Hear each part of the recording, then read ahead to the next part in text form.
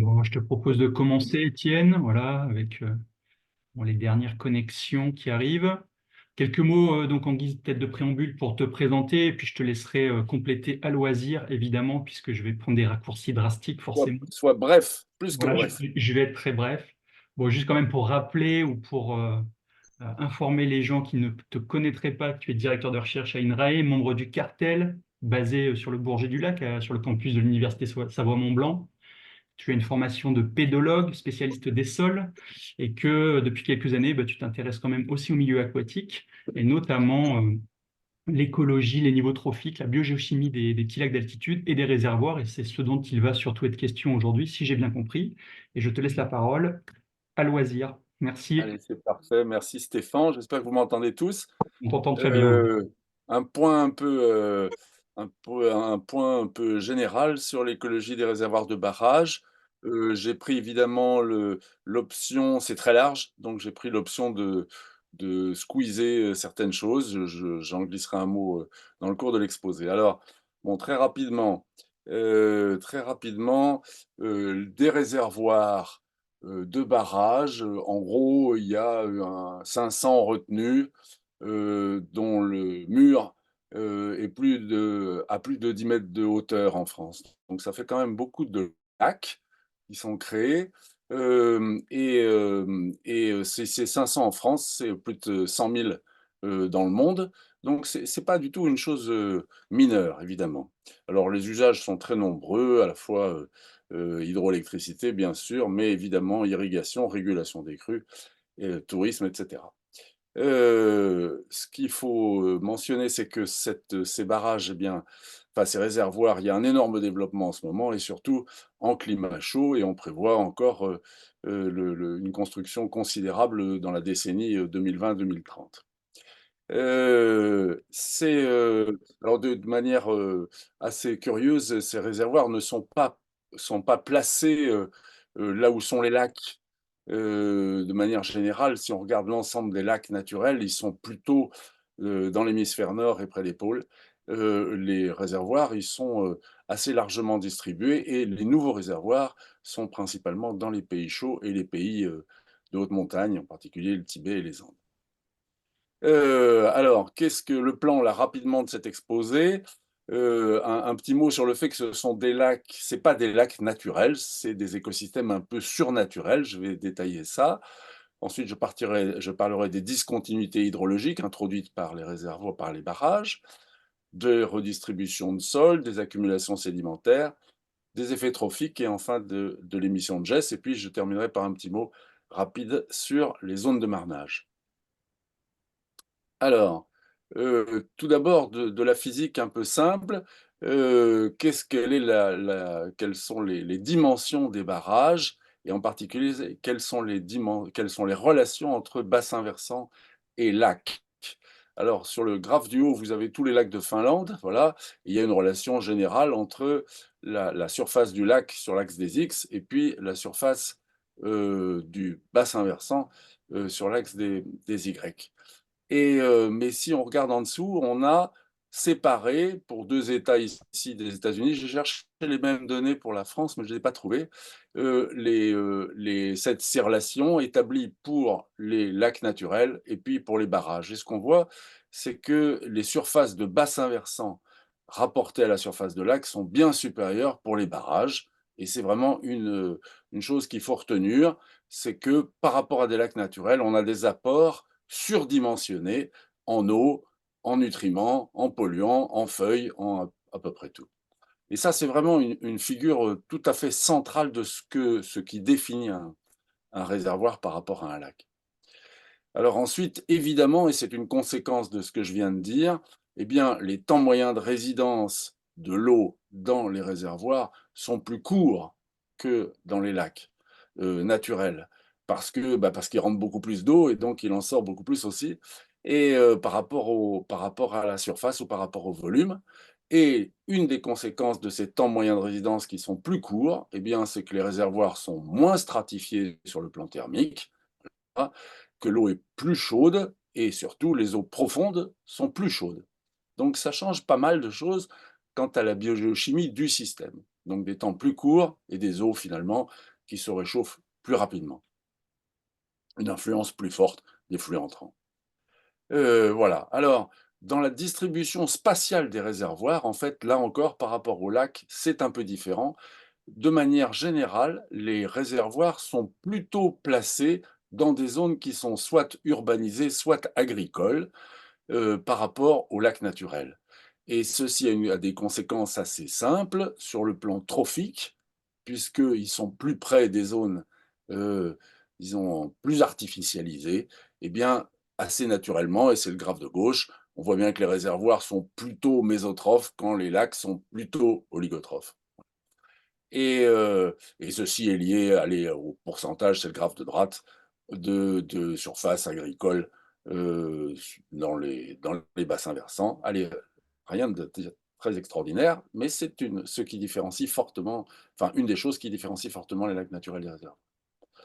Voilà. Alors, ensuite, un réservoir, qu'est-ce que c'est? Bah, c'est d'abord un barrage qui fait qu'on accumule, là où on avait une rivière, eh bien, on barre, donc on accumule, on introduit une discontinuité. Et heu et alors, dans les éléments qu'on accumule, eh bien, il y a toutes sortes de choses, mais en particulier du phosphore, et on connaît le rôle du phosphore sur l'eutrophisation des lacs. Alors vous avez ici, une relation entre le loading, c'est-à-dire l'entrée de phosphore, et puis la rétention. Alors, que ce soit des lacs naturels ou des barrages, on a une forte relation entre le ce qui rentre et ce qui s'accumule.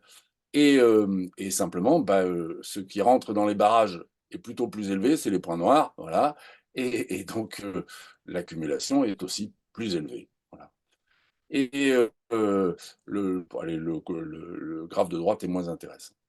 Heu, Bioaccumulateur de phosphore. Le phosphore, c'est une machine à produire, des algues. Et bien, donc, et les algues, forment de la silice, en particulier les diatomées, enfin accumulent de la silice, amorphe. Et vous avez ici un exemple tout à fait frappant. Un peu avant le delta du Danube, on a construit, ce qu'on a appelé les portes de fer, qui est un immense barrage, voilà. Et vous avez ici, donc à l'entrée du Danube dans la mer Noire, juste dans le delta, l'évolution des concentrations en silice. Allez, on voit que, depuis la construction et au cours des, 20 dernières années qui ont suivi, eh bien, la teneur en silice des eaux à l'ex à la au disons, dans le delta du Danube, a pu être divisé par 3, et c'est lié à cette productivité biologique. Donc là encore, et ça a été maintenant quantifié à l'échelle mondiale, il y a Mahavira a fait ça très bien, il y a de très bonnes synthèses, et on a une diminution tout à fait nette de l'exportation de silice à l'échelle mondiale liée à ces barrages. Bah, qui dit phosphore et silice, bah, dit évidemment carbone, voilà. Et là encore, on a une très forte accumulation de carbone dans ces barrages, quantifié. Alors je ne vais pas rentrer dans le détail de ce schéma. Il y a plein de choses intéressantes, mais je pense que Jean-Philippe nous en traitera bien mieux, et je pense que ça mérite beaucoup plus de temps que le temps que je me suis donné ici. Mais retenez, c'est ça, que allez, de l'ordre de 13 du carbone organique total transporté par les rivières à l'échelle planétaire, actuellement, est stocké dans des barrages, et qu'on prévoit qu'on va être en 2030 autour de 20. Donc c'est considérable, vraiment considérable. C'est un changement énorme, de destin, voilà, puisque ce carbone, bah, il était censé être minéralisé dans les rivières ou finir dans la mer. Actuellement, il s'accumule, dans les barrages. Ou, et on va regarder son destin un peu plus tard, je ne rentre pas dans ce détail-là, je vais y rentrer dans un instant. Alors, évidemment, il n'y a pas que du carbone et du phosphore et de la silice, il y a des sédiments, voilà. Et les barrages se remplissent, ils se remplissent de sédiments, plus ou moins vite.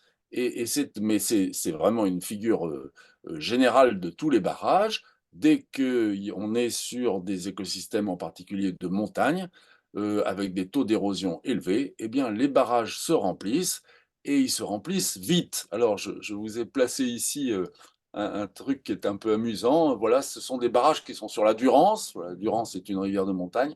Voilà, et on voit le taux de comblement, à partir de 1982 jusqu'en 2001, ici pour le barrage de Saint-Lazare ou bien l'Escale, et on voit que le taux de comblement, eh bien, il varie entre 45 et 70 pour le Saint-Lazare, et il monte jusqu'à près de 80 pour l'Escale.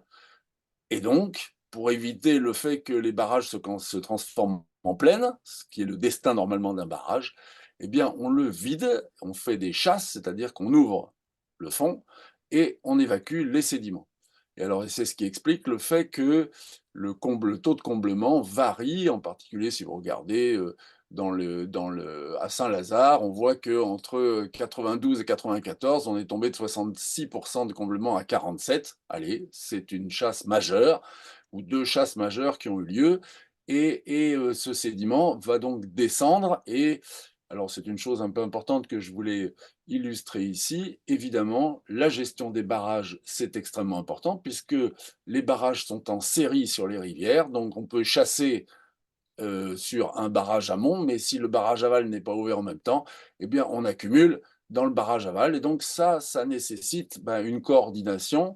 Et, et cette coordination, bien, elle est actuellement assurée par le fait que la gestion de l'ensemble des barrages sur une rivière, en général, d'une part, il y a des autorités de type agence de l'eau, et d'autre part, les autorités de type EDF sont très conscientes de l'importance de ces choses et peuvent coordonner ceci. Je dis ça parce que on a eu vent il y a quelques années de la vente de barrages possibles, ou en tout cas de l'exploitation de barrages possibles à des opérateurs variés. Et évidemment, ça il paraît, enfin, ce serait une hérésie que d'imaginer des choses pareilles.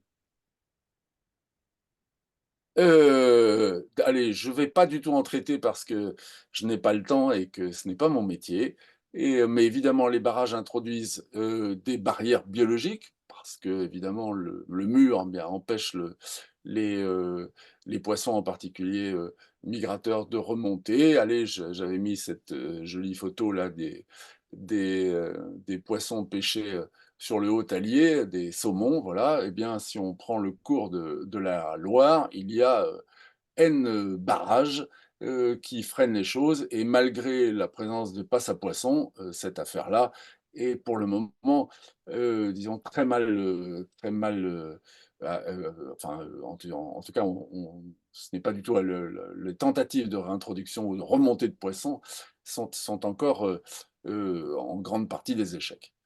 Et c'est un drame, voilà, et je ne vais pas rentrer là-dedans. Je pense que je ne suis pas le mieux placé pour en parler. Alors juste, je me suis trompé dans l'ordre de mes diapos. Je voulais juste mettre un mot sur les chasses. Donc ces chasses, elles évacuent des sédiments, mais elles provoquent, évidemment, des problèmes liés au fait que brutalement la rivière se charge en MES, la morphologie du lit va être évidemment affectée par, ces exportations brutales de matières en suspension, et qui peuvent être assez grossières. Et puis parce qu'on exporte de l'eau qui est de l'eau profonde. Étant de l'eau profonde, c'est de l'eau qui est souvent anoxique, ou en tout cas avec un faible taux d'oxygène, donc qui peut contenir beaucoup d'ammonium, voilà, pas mal de fer d'ailleurs, et provoquer une désoxygénation assez durable de la rivière. Alors c'est des choses qui sont très très suivies évidemment, voilà, qui mérite d'être évidemment mentionné. Là encore, je vais pas rentrer là-dedans. Mais c'est vraiment des enjeux importants de gestion. Alors, hem, je voudrais insister sur le fait que c'est ça, entre lac et naturel et retenue artificielle, il y a des différences, fortes liées à de la gestion. Parce qu'une retenue, c'est d'abord une machine humaine, donc on bricole le niveau de l'eau à notre guise, de façon à servir, nos besoins, que ce soit de l'hydroélectricité, et souvent l'hydroélectricité fait, l'électricité vaut plus cher l'hiver, donc on a tendance à baisser les niveaux d'eau l'hiver. Mais quand c'est de l'irrigation, eh bien, on a tendance à baisser les niveaux de l'eau l'été, puisque c'est l'été qu'on a besoin d'eau. Et enfin, allez, la régulation des crues, peut amener aussi des variations importantes, que l'homme gère. Et ça, c'est vraiment quelque chose de très central. Alors, les lacs naturels sont souvent régulés aussi, je veux dire les grands lacs, Léman, Bourget et ça sont régulés, mais globalement quand même cette différence est majeure et le marnage sur les lacs, de barrage peut être extrêmement important. Alors ça a évidemment toutes sortes de conséquences et ça dépend quand même du type de barrage. Alors, il faut là être, prudent et tout de suite dire, voilà, il y a 3 grands types de barrages, on va dire. Il y a des barrages réservoirs avec des temps moyens de résidence longs et souvent des marnages qui peuvent être très importants. Pourquoi? Ben, souvent parce que c'est des réservoirs hydroélectriques et qu'on a besoin on a besoin de fabriquer l'électricité l'hiver, mais pas seulement. Donc ça, c'est un type et à droite, vous avez une courbe des cotes, en fonction du mois. Ici, c'est Serre-Ponçon qui est illustré et vous voyez que les cotes de Serre-Ponçon varient entre la cote 780 et la cote 740, donc 40 mètres de hauteur de marnage, c'est-à-dire pratiquement que la surface du réservoir eh bien, est extrêmement réduite, donc la surface de la zone de marnage est immense. Voilà. Et puis de l'autre côté, on a des barrages qu'on appelle des barrages au fil de l'eau, c'est-à-dire qu'on n'arrête pas de turbiner, ce sont des réservoirs qui sont simplement des rivières un peu aménagées, et là, on a des fluctuations de niveau qui sont faibles, et c'est le graphe qui est sur la droite, voilà. Et puis enfin, il y a un troisième type qu'on appelle des steppes. Alors le step, c'est une machine qui est une sorte de batterie à eau, puisque on a 2 lacs, un lac situé en altitude par rapport au second, qui est en général le lac naturel, ou un lac, disons plus ancien, un lac de barrage plus ancien, et quand, l'électricité est pas chère, eh bien on remonte, l'eau dans le lac du haut, et quand elle est chère, eh bien on la turbine et on la descend dans le lac du bas. Et donc là, on a, des marnages qui peuvent être extrêmement brutaux, voilà, en particulier sur le lac du Haut, et c'est un truc, c'est vraiment une création humaine, là on est très loin du naturel. Et c'est, du fait de ces marnages, et du fait de tout ce que j'ai dit, auparavant, c'est les réservoirs se distinguent très fortement des lacs naturels. Et surtout parce que, eh bien, parce que c'est une création anthropique, c'est-à-dire qu'il ne s'agit pas de lacs, il s'agit d'écosystèmes terrestres qu'on a ennoyés volontairement. Alors j'ai mis ces 2 images-là, voilà, qui sont originaires du barrage de Saran. Alors on a la chance en France d'être contraint par la loi de vider les barrages une fois tous les 10 ans, et donc vous pouvez observer, et je vous y encourage parce que c'est des paysages absolument extraordinaires. Vous pouvez observer donc, les anciens écosystèmes terrestres qui ont été noyés par les barrages. Ici, il s'agit de Saran, qui est un barrage sur l'Aveyron dans l'Aveyron, un barrage sur la Truyère, voilà. Et donc on y retrouve des ruines, enfin tout un tas de choses, et ce qui est assez frappant, et c'est ce qui apparaît sur ces images, c'est que, dès qu'on baisse le niveau, en fait, la végétation, alors on retrouve les anciennes forêts, on retrouve tout, les anciennes maisons et cetera. Tout ça est englué, empâté dans un sédiment, et puis, parce que ce sédiment est particulièrement riche sur le plan trophique, eh bien la végétation qui se développe dès qu'on baisse le niveau, c'est explosif, c'est tout à fait remarquable. Par contre, sur les bords du barrage, et ça se voit un peu là sur les images, mais je vais en montrer plus, eh bien, les sols qui sont vraiment dans la zone de marnage, eux, se trouvent tout à fait nus. Alors, quel est le mécanisme qui est associé au marnage? Eh bien, le premier mécanisme, c'est que dans la zone de marnage, les vagues érodent les sols et les sols tombent dans le lac. Voilà. Alors, ils ne tombent pas en entier. En général, les phases les plus grossières restent à la surface, et puis toutes les fines ont tendance à partir dès que la pente est forte. En fait, tout part. Et que le marnage est important, que surtout les vagues sont importantes. Et donc, eh bien, on a tout un flux de nutriments, mais aussi de sol, voilà, de particules, qui va donc dégringoler dans le lac et dont on va et bah, qui va avoir évidemment une influence sur le niveau trophique des lacs, voilà, parce que ça rentre dans la chaîne trophique, et puis sur la sédimentation, et puis enfin sur de manière générale, les flux, biogéochimiques de carbone et l'émission de gaz à effet de serre, et c'est ce que je vais détailler un petit peu dans la suite. Donc, modification de composition physique et chimique des sols noyés, redistribution de matières minérales, émission de gaz à effet de serre, c'est les ensembles, c'est ce dont je vais traiter. Alors j'en traite là à propos, c'est les travaux c'était la thèse de Jim Félix Faure, à propos du barrage de Saran. Alors Saran est un barrage, un grand barrage, voilà, 1000 hectares, sur la Truyère, qui est une rivière du Massif central avec un cours relativement pentu. Il est placé entre une série de barrages, c'est-à-dire que l'ensemble du Massif central est plein, toutes les rivières sont pleines de barrages, il n'y a pas beaucoup de rivières qui ont été laissées libres. Et, donc là, ce barrage se trouve à peu près à mi-chemin. Voilà, c'est celui qui a été illustré ici. À droite, il est plein, à gauche, il est vide. C'est vraiment des barrages de vallée avec un mur qui doit faire de l'ordre de 60 mètres de haut ou 50 mètres de haut. Donc le barrage réservoir assez caractéristique et typique.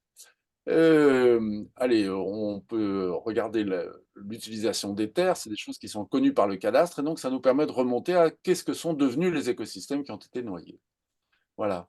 Alors rapidement, une illustration de ce dont je parlais à l'instant.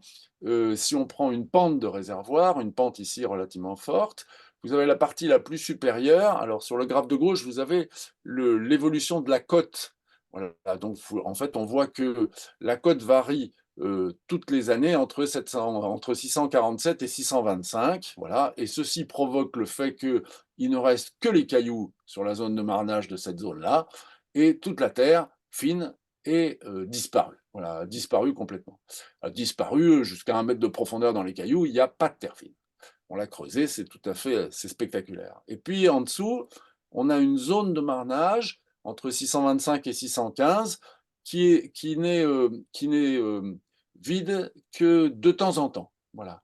Et donc là vont s'accumuler les produits les plus grossiers qui proviennent de l'exportation de la zone du dessus. Essentiellement des sables, c'est ce que vous avez ici, là, et donc essentiellement des sables avec un tout petit peu de végétation qui, lorsqu'on vide le barrage, se développe, mais généralement très peu tout de même, avec des profils complexes, avec des entassements de sable, enfin, c'est un peu compliqué.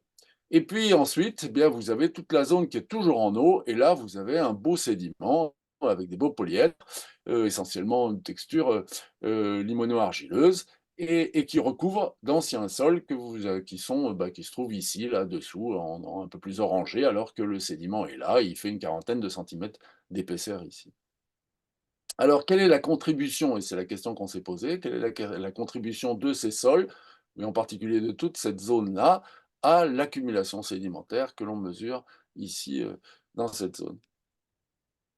Et alors, ça c'est la première, enfin, donc il y a cette première question, et puis la deuxième question, c'est quid du carbone qui était dans ces sols ici? Est-ce qu'il est resté là? Est-ce qu'en gros il est fossilisé?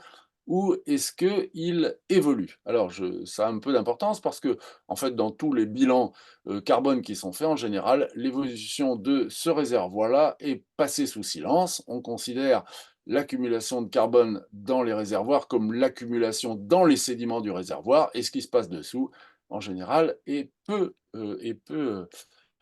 prise en compte. Alors, bah, ce qui se passe dessous, on a pu le travailler un peu proprement.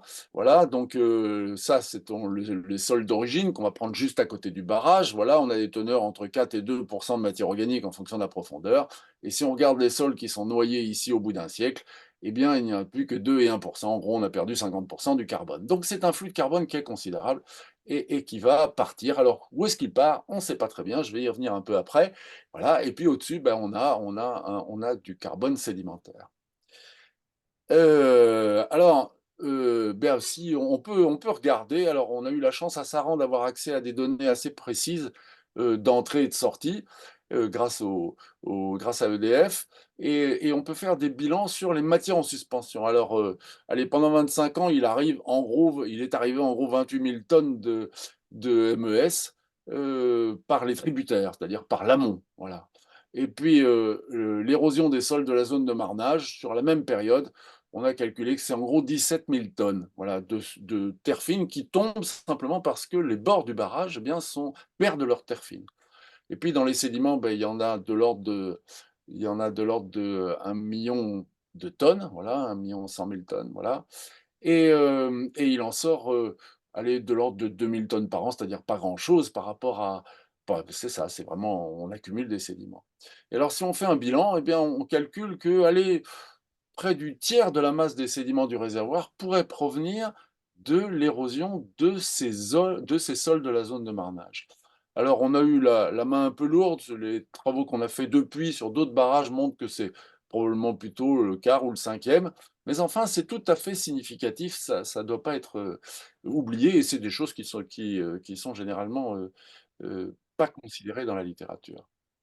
Alors quand on fait, eh bien, des matières en suspension ou quand on regarde du sol, on peut aussi regarder d'autres choses. On peut regarder l'azote, on peut regarder le phosphore. Pour l'azote, ça n'a pas beaucoup de sens parce que les flux d'entrée sont tellement importants que la zone de marnage rapporte pas grand-chose. Pour le phosphore, c'est pas complètement ridicule. On avait calculé que, en gros, 2/5 du flux de phosphore pouvait venir de cette zone de marnage. Là encore, on a eu la main sans doute un peu lourde. C'est probablement plus un cinquième maintenant que je sais les chiffres, enfin, en ayant regardé d'autres choses, mais c'est relativement important. Voilà, c'est ce que j'avais mis là. Allez, je rentre pas dans le détail. Donc, allez, un tiers, mettons entre un tiers, un cinquième des sédiments de la retenue, les apports de phosphore, là encore, liés à cette érosion de la zone de marnage, eh bien, pourraient influencer le niveau trophique de la retenue. Et puis, bah, ce carbone des sols, voilà, ça pourrait être une source importante de GES et je vais développer là-dessus. Alors, si effectivement, quand on met en eau, eh bien, on augmente le niveau trophique, eh bien, ça a été largement théorisé. En particulier, il y a une synthèse de Turgeon là-dessus, et le problème principal, c'est que, beh, on n'a pas de référence. Pourquoi? Bah, parce qu'un barrage, c'est un écosystème nouveau qui se développe à partir d'un écosystème terrestre, donc mettre une référence avant, eh ben, c'est un peu difficile. Et donc pour ça, il faut avoir recours à des dispositifs un peu particuliers et et en particulier à des lacs, naturels pour lesquels on peut suivre le niveau trophique, et puis ces lacs se transforment en barrages parce qu'on se met à les faire marner artificiellement, et donc on peut suivre là l'évolution du niveau trophique et tâcher de distinguer vraiment ce qui est propre à l'usage, au marnage, à l'usage en tant que barrage. Alors c'est ce qu'on a pu faire, là encore, c'est de la thèse de Jim Félix Faure, sur un petit lac de montagne qui est le lac de Corne, voilà, qui se trouve dans le massif des Sept Laux. Et ce lac de Corne, alors la limite, du lac naturel est ici présentée en rouge, et puis, le lac se met à marner depuis 25 enfin depuis 1976, on met une pompe dans le lac et EDF pompe de l'eau, et puis rajoute de l'eau. Alors, pompe de l'eau, pendant l'hiver quand on peut la turbiner, et le nouveau niveau du lac devient le niveau bleu, voilà, on a un tout petit lac pendant l'hiver, le reste est couvert de glace, et puis, pendant l'été, le lac se remplit avec l'eau d'un autre lac et le lac gonfle en ampleur et il devient l'espace qui est ici dessiné en noir. Donc on a typiquement un ancien lac, voilà, dont on va pouvoir suivre le niveau trophique, et puis un lac qui est aménagé par l'homme avec un marnage, et on va donc pouvoir, à travers ce dispositif un peu particulier, suivre l'effet du marnage et vraiment du réservoir. Et voilà, donc le marnage, c'est de l'ordre de 8 mètres, on a tout modifié, et que la bonne manière de le suivre, alors parce qu'on n'avait pas beaucoup de données avant, eh bien, c'est de regarder comment sont les sédiments et comment est la morphologie du lac. Alors le lac là, les images du bas, on a pu les prendre à l'occasion d'une vidange partielle particulière parce qu'il fallait faire des travaux, et vous voyez, comme je vous l'ai montré précédemment, que la zone de marnage, eh bien, les sols sont érodés, les prairies alpines qu'on trouvait sur le bord, eh bien, elles sont disparues et on trouve essentiellement des cailloux. Voilà. Donc le sol est tombé, il est tombé dans le lac, et on a fait des carottes sédimentaires au centre du lac, et puis dans l'anse, qui est le premier, l'espèce de, de, de zone qui se trouve en amont, là, ici. Allez, je vais essentiellement parler de cette carotte, on a travaillé aussi sur l'autre.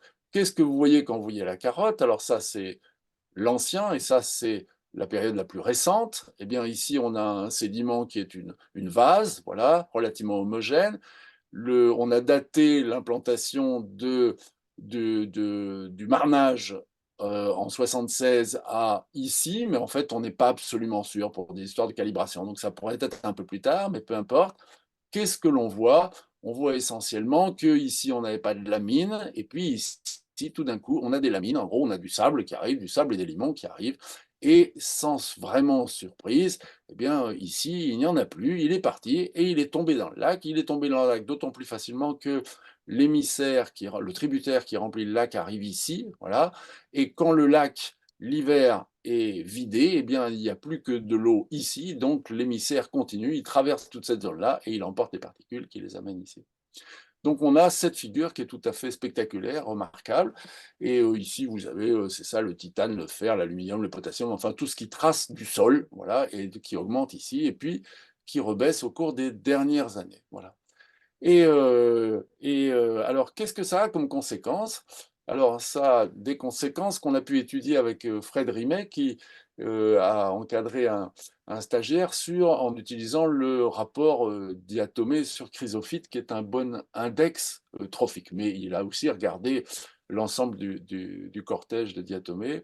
Et ce que l'on voit de manière un peu simple, c'est que pendant la première période, on a effectivement quelque chose qui ressemble à une surrection trophique, c'est-à-dire une amélioration du niveau trophique. Et puis ensuite, ce niveau trophique diminue au cours de la deuxième phase jusqu'à diminuer fortement. Et actuellement, le niveau trophique est beaucoup plus bas que ce qu'il était à l'origine avant, avant la mise en place du barrage. Donc, allez, la démonstration est en tout cas en apparence assez bonne. Alors, on a beaucoup réfléchi depuis au biais qu'il peut y avoir dans ce genre de choses. Bon, je pense que la redistribution de sol est très bien marquée ici. Allez, sur le plan de ce qui se passe biologiquement, on n'a sans doute pas prêté suffisamment d'attention au fait que, en plus de ceci, il y a eu un changement de pâturage et qu'on ne peut pas complètement le retirer, même si on n'a pas pu démontrer son influence. Voilà, donc allez, la géochimie, elle montre de l'érosion des sols, voilà, les communautés de diatomées, elles concordent avec une élévation du niveau trophique, puis une baisse du niveau trophique, et alors on avait fait toutes les analyses, C13, C sur N, etc., tout ça concorde assez bien, donc c'est assez fort. Allez, ce n'est pas un travail qui est banal, donc on n'a pas 40 000 équivalents pour se comparer. Alors, ces sols qu'on a noyés ou bien ces sols qu'on a redistribués, eh bien, est-ce qu'ils jouent un rôle dans l'émission de gaz à effet de serre? Alors, Barros avait fait en 2011, là, et puis depuis, il y a eu pas mal de synthèses sur l'émission de gaz à effet de serre par les barrages et les réservoirs. Et une figure qui avait été montrée par Barros et qui était assez spectaculaire, c'était qu'en gros, en fonction de l'âge du réservoir, eh bien, les émissions à la fois de CO2 et de méthane diminuaient. Alors, il diminuait pas mal pour le CO2 et il diminuait très fortement pour le méthane. Et ceci en fonction de l'âge du réservoir. Alors, ceci suggérait évidemment que c'est ce qu'on avait en noyer, voilà, qui était à la source de ces émissions. Alors, comment fonctionnent les émissions? Comment est-ce qu'on mesure les émissions de gaz à effet de serre par les barrages ou les lacs? D'ailleurs, c'est exactement pareil. Eh bien, il y a plusieurs voies d'émission. Il y a l'ébullition, voilà. Ensuite, il y a la diffusion à la surface du plan d'eau. Et puis, pour les barrages, il y a une chose qui est un peu particulière, évidemment, c'est l'émission aval, puisque en général, on soutire de l'eau qui est concentrée, qui est dans l'hypolimnion, donc pauvre en oxygène, donc souvent concentré en CO2, mais surtout en méthane, et donc on a un dégazage lié à la mise en pression, à la dépression, et du bullage en particulier de manière importante, mais aussi de la diffusion. Donc on a mesuré tout ça, et à l'époque c'était un souci d'EDF de savoir quantifier quel était le bilan en gaz à effet de serre de l'ensemble des réservoirs. Alors voilà, je vous ai dit, le EDF c'est un, ce sont les, c'est un poids lourd dans les barrages, évidemment. Et donc, il y a très grand nombre de barrages. Donc, on avait sélectionné 10 barrages représentatifs, alors de tous les types de barrages dont je vous ai parlé auparavant, voilà, et qui sont situés, sur la carte, là, vous les voyez. Comment est-ce qu'on s'y est pris? On a fait d'abord, un peu proprement, l'inventaire de tous les barrages, c'est EDF qui s'en est chargé, et puis évidemment de toutes les caractéristiques qui pouvaient influencer, donc à la fois, le marnage, l'altitude, la température, le niveau de phosphore, le niveau d'eutrophisation, qu'est-ce que j'oublie encore? Le type de barrage évidemment, puisqu'il fallait avoir à la fois des réservoirs, au fil de l'eau, voilà, et puis des grands réservoirs de stockage. Et puis on avait souhaité isoler, alors c'était un peu nous, on y poussait, Cartel, les réservoirs d'altitude, ceux de montagne, de façon à pouvoir les comparer à nos lacs de montagne, voilà. Donc c'est, donc voilà la synthèse, qui a été faite et qui a amené finalement à ce qu'on a pu chiffrer, voilà, donner la quantité de gaz à effet de serre qui a été enfin qui était mise annuellement par ces barrages. Et alors, voilà, présenté ici, je vais être assez rapide là encore, mais qu'est-ce qu'on voit? On voit qu'en ce qui concerne la diffusion, les lacs qui émettent beaucoup sont les réservoirs de stockage. Pourquoi? Parce que ce sont des réservoirs de grande taille et que la diffusion, elle est proportionnelle à la taille de la surface du réservoir, pratiquement proportionnelle. Donc ça, c'est la chose qu'il faut retenir de manière vraiment importante, c'est que un grand réservoir, c'est un réservoir qui émet. Voilà. Ensuite, voilà, le niveau trophique va intervenir aussi. Mais il faut retenir ceci, c'est vraiment une chose importante. En ce qui concerne par contre, l'émission de méthane, alors on voit des choses intéressantes, mais on voit que des petits réservoirs, qui sont des réservoirs au fil de l'eau, voilà, peuvent être des émetteurs relativement importants, de méthane. Ici, c'est le réservoir de Passoira.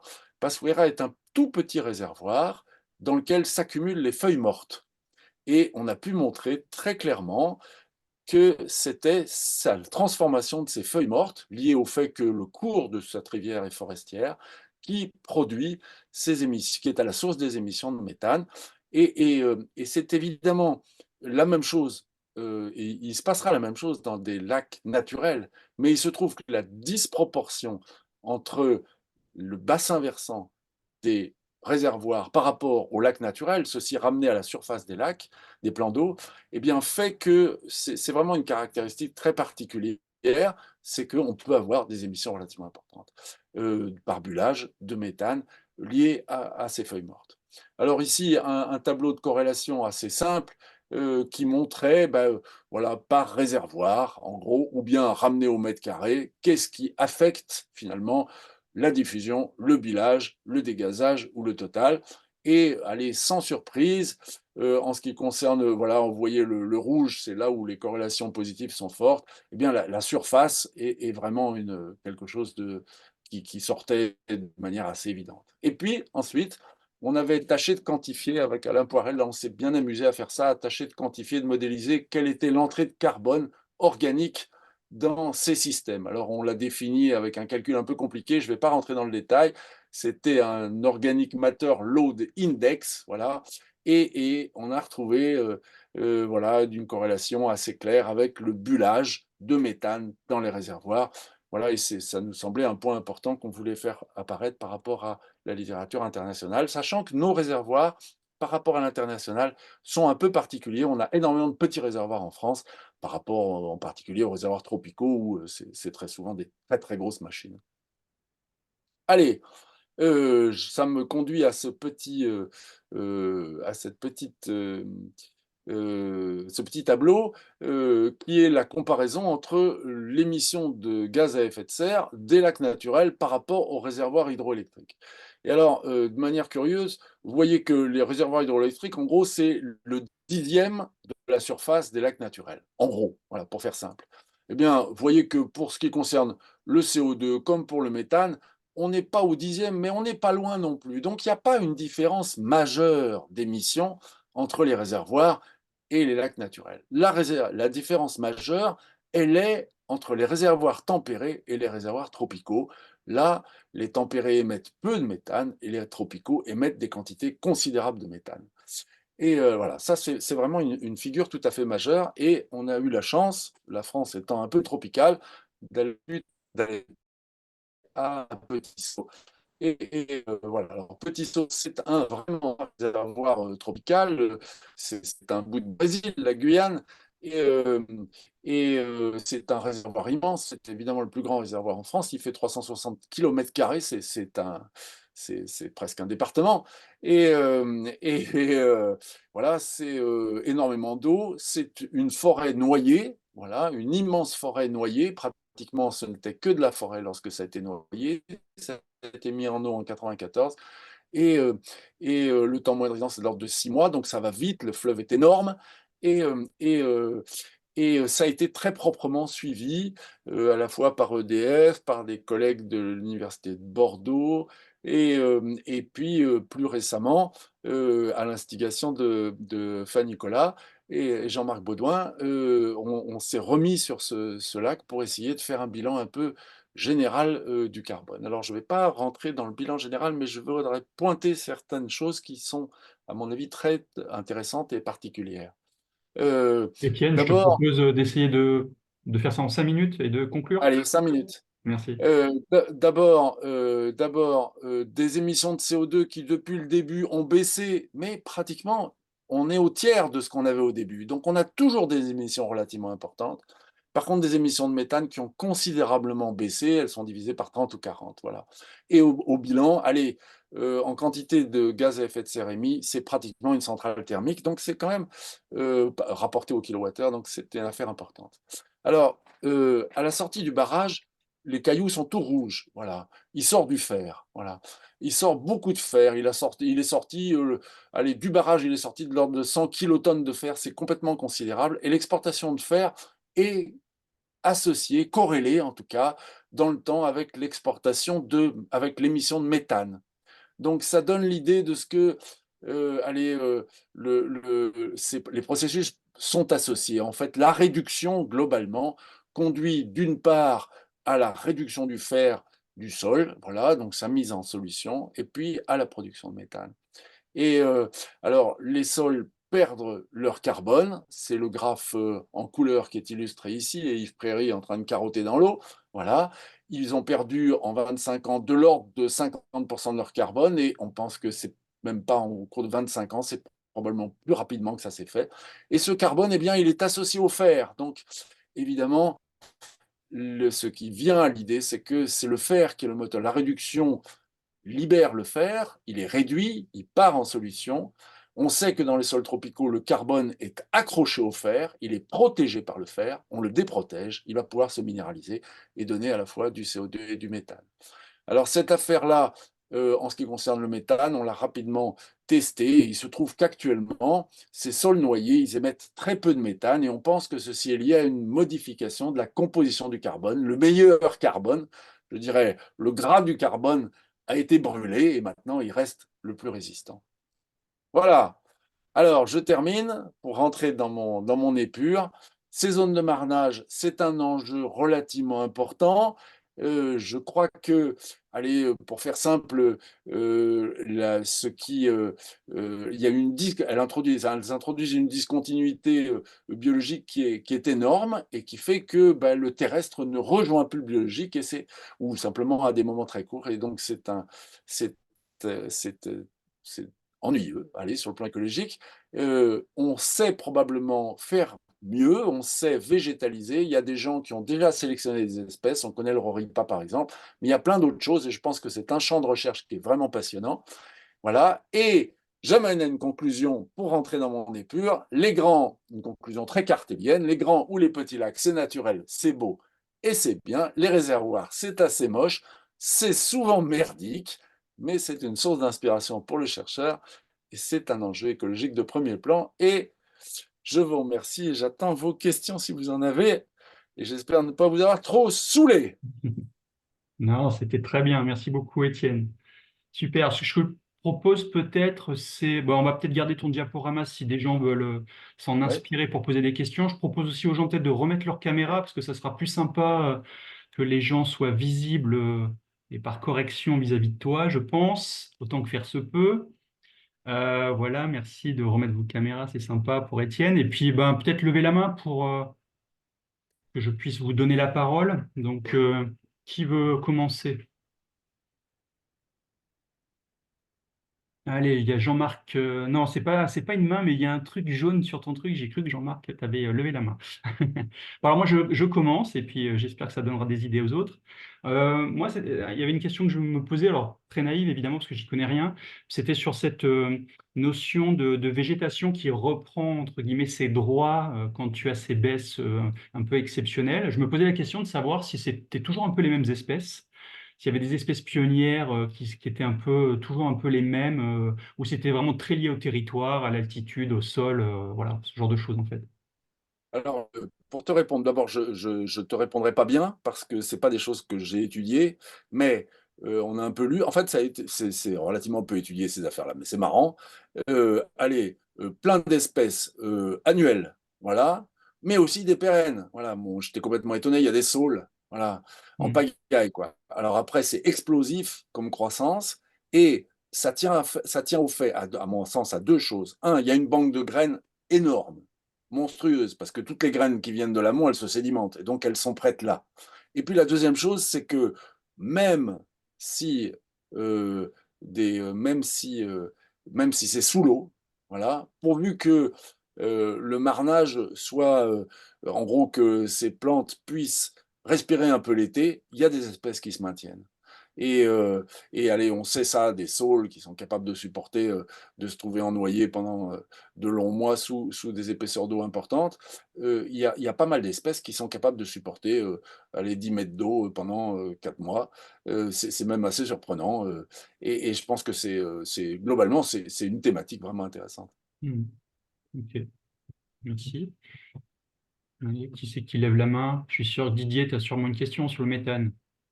Je te pousse un peu là.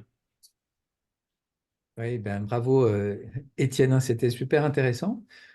Moi, je suis pas très calé en réservoir, mais je connais un petit peu. Après, tu nous en avais déjà parlé, notamment Petit Saut, tes questionnements sur les sols là. Tu avais dit que là, les réservoirs, finalement, en prenant l'exemple de Petit Saut, sur le fonctionnement, ça avait émis énormément de gaz à effet de serre et que finalement, sur le cumul, c'était équivalent par kilowattheure produit à une centrale thermique.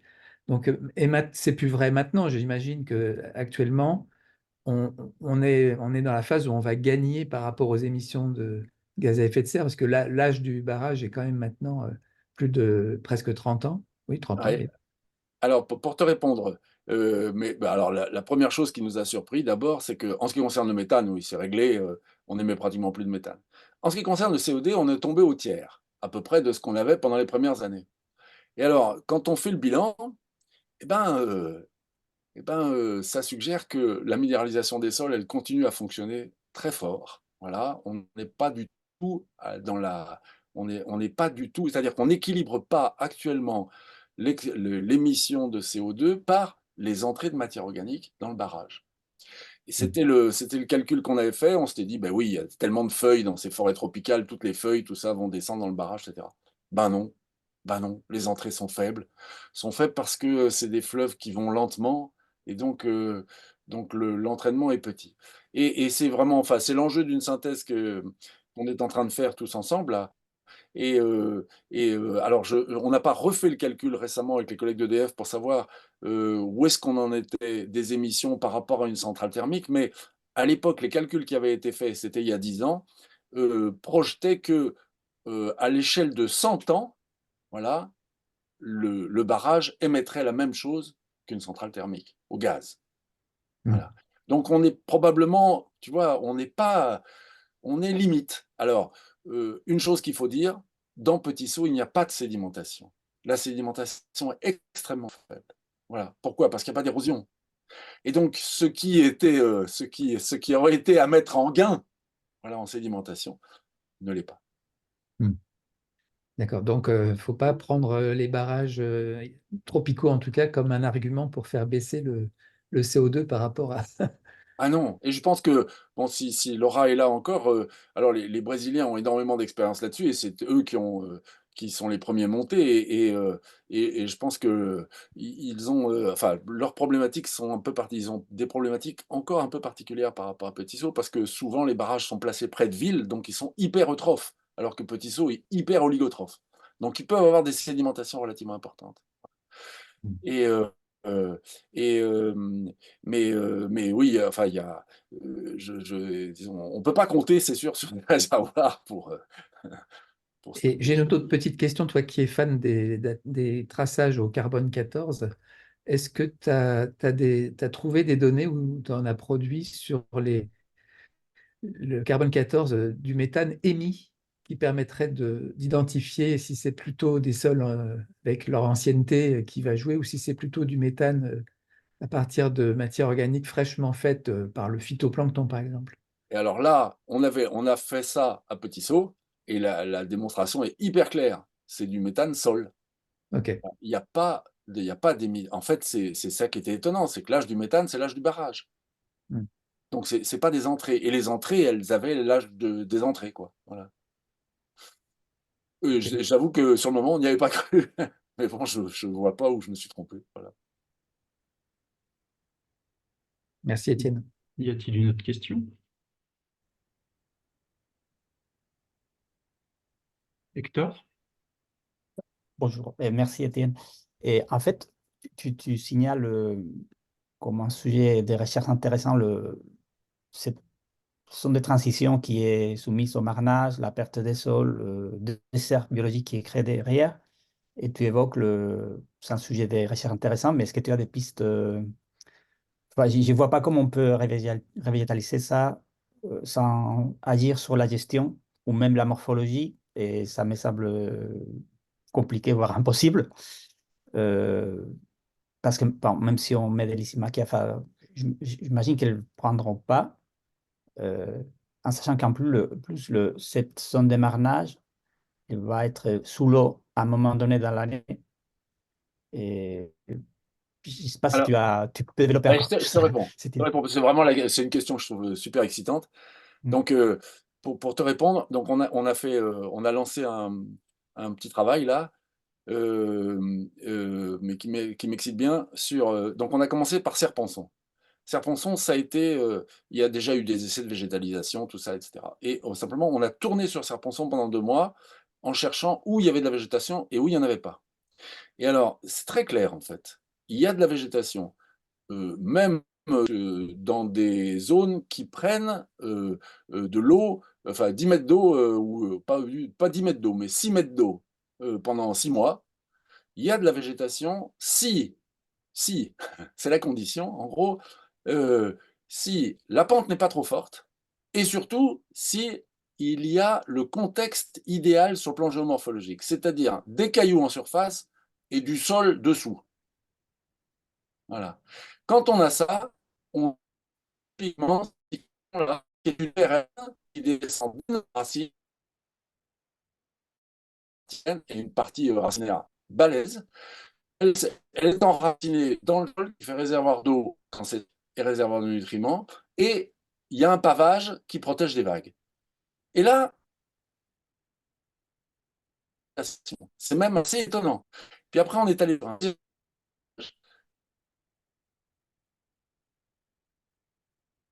Il faudrait que tu coupes ta Eutrophe, caméra, ça, voilà, ça qui est fait des Villeray. interruptions. Et alors, Villeray, la végétation,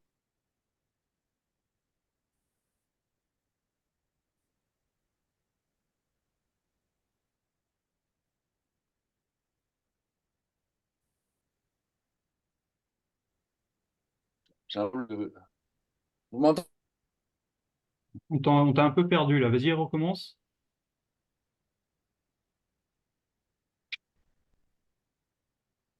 Ah, on a perdu Étienne.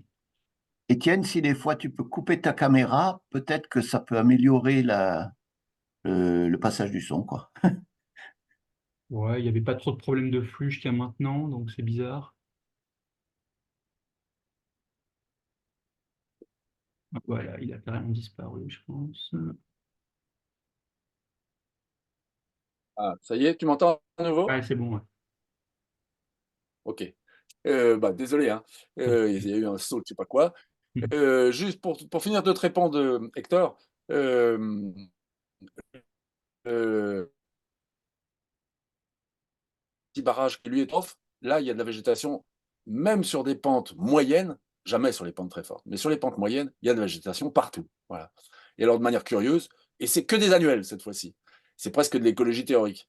Et donc, bon, je pense que là, on a une fertilisation directement par le plan d'eau, on a une banque de graines qui est relativement importante et de la végétation qui peut se développer. Et alors, du coup, on a pris 25 barrages EDF. Là, on est en train, j'ai un stagiaire là qui tourne dessus et on tâche de regarder quelles sont les contraintes à en fait, qu'est-ce qui fait qu'on a de la végétation ou qu'on n'en a pas. Et voilà, bah, j'espère bien qu'on arrivera à produire en tout cas une image voilà, assez prochaine des possibilités. Et puis après, bah, imaginer allez, comment on peut faire intelligemment pour aménager ces zones, en tout cas améliorer ce qu'elles sont actuellement. Mais pour te faire rire, je pense en Espagne, vous avez certainement des expériences intéressantes, puisque vous avez beaucoup de plans d'eau qui marnent, et qui marnent énormément. Voilà, et je me suis dit, oh, je vais aller faire un tour là-bas. Voilà. Jean-Marc, tu as levé la main.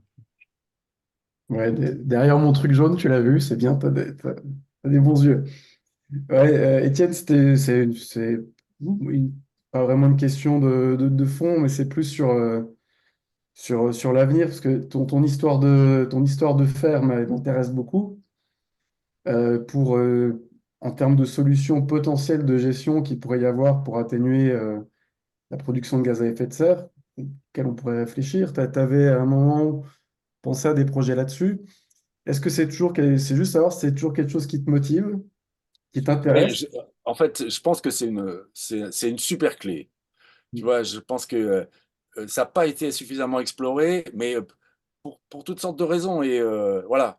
Après, dans l'étude qu'on a fait, en fait, pour énormément simplifier, si on passe du fer-oxyde en fer amorphe et qu'on améliore la vitesse de réaction du fer amorphe, on limitera l'émission de méthane. Et donc cette idée de ce que si, si enfin je pense que c'est bien, je pense que c'est une bonne idée. Après, ouais, faut s'y mettre et ça mérite, enfin il faut des moyens quoi. C'est pas voilà, c'est pas tout simple, donc il faut essayer. Mais là encore, écoute, je vais le mois prochain au Brésil, tout ça, il y a un colloque de la machin, la CIL, je sais pas quoi, et je voulais discuter avec les gens parce que c'est typiquement un truc de barrages tropicaux. Alors, bah, écoute, si tu es toujours motivé par la question, il se trouve qu'en France, en Nouvelle-Calédonie, ils vont construire prochainement, il y a un projet de grand barrage. Ah oui. Et la thématique jeunesse, ils l'ont pas du tout, je sais pas, ils l'ont pas du tout considéré. On a pas mal parlé. Et je pense qu'il y aurait sans doute un levier pour qu'on puisse tester ça grandeur nature, tu vois, Ah oui, vraiment au niveau intéressant. voilà. Donc, Et tu sais qu'en Nouvelle-Calédonie, il y a un barrage qui s'appelle Yaté, c'est ça? ouais. Yata ou Yaté, voilà. Et Alain Poirel, avec qui j'ai travaillé longtemps, là, d'EDF, quand j'ai parlé de fer avec lui, tout ça, etc., il a été le premier à déclencher. Il m'a dit, attends, moi j'étais à Yaté, l'eau sortait rouge, Mm. voilà, lorsqu'ils ont mis en eau.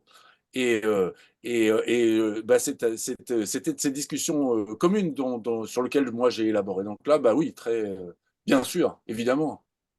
Bon, Ouais, bah, ouais. écoute, on en rediscutera. Voilà, on en discute. Merci. Est-ce qu'il y a... Oui, Jean-François? Ouvre ton micro. C'est- Ouais. Si je pose vraiment ma question, j'ose pas, parce que je vais peut-être être complètement à côté de la plaque. C'est une question de Candide. C'est un truc qui me passait à travers l'esprit là pendant en t'écoutant.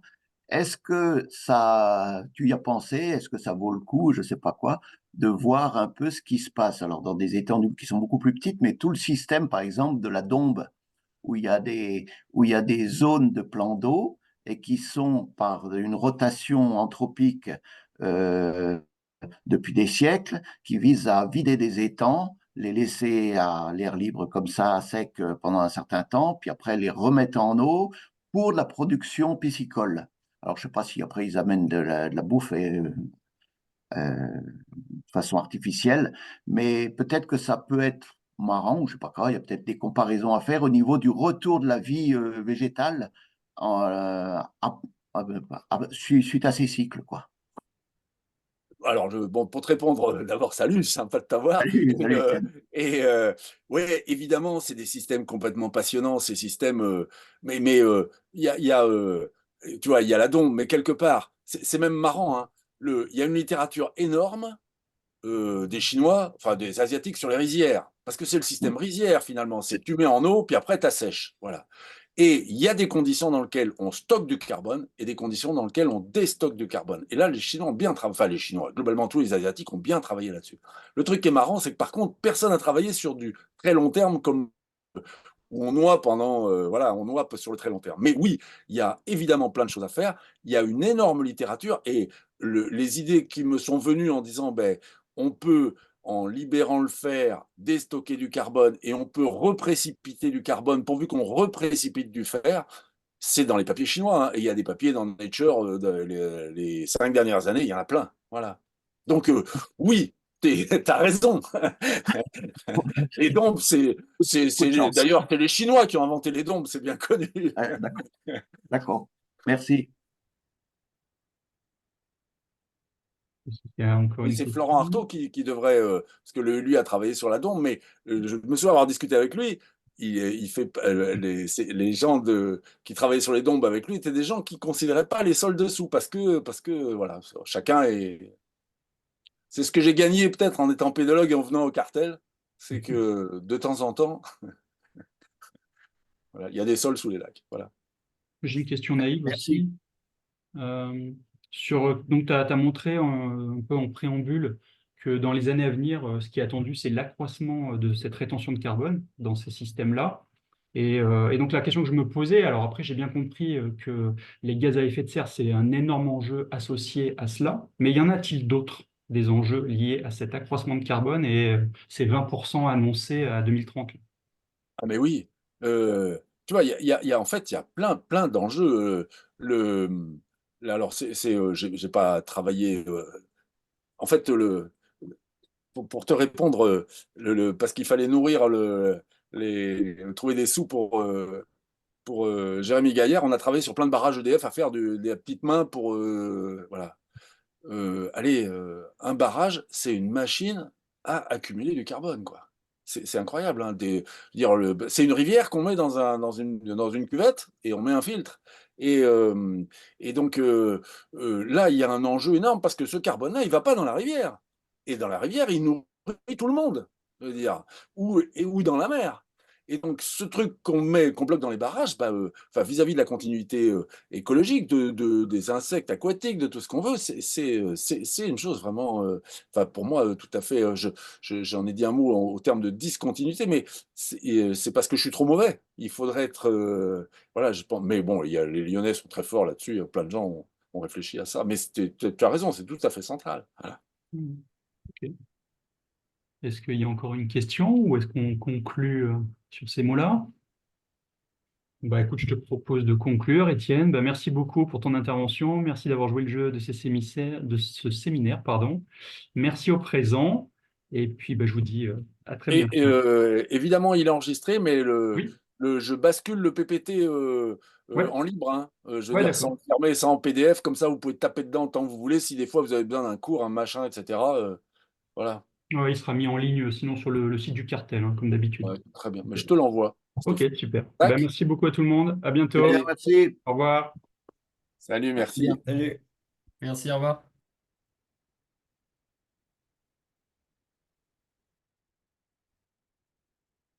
Super.